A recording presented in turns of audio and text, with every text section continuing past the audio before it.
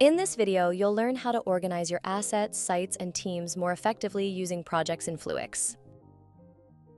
When managing inspections or other processes across multiple locations, keeping everything aligned can be challenging. Projects in Fluix bring all related elements such as workflows, forms, assets, and teams into organized spaces, helping you track activity and schedule upcoming tasks with ease. Let's see how it works. Start in your admin portal and navigate to the Projects section. Click New Project, give it a name, for example, North Region, and click Create.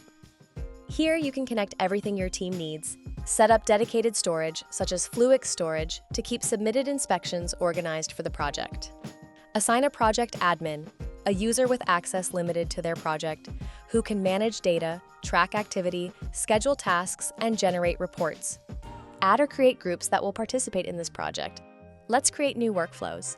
For example, let's start with a site inspection in the North Region project. Assign it to the relevant team and define the destination folder in your storage where completed inspections will be saved automatically.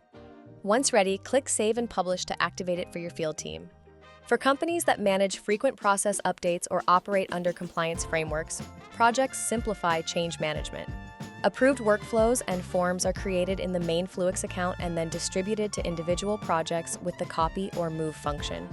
When updates are made to the original workflow or form, those changes are automatically reflected in every project where it is used. This way, teams maintain consistency while minimizing admin overhead.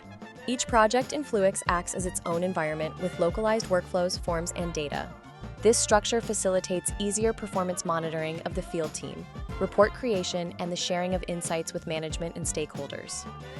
For more how-tos and product updates, head to fluix.io/fluix-updates.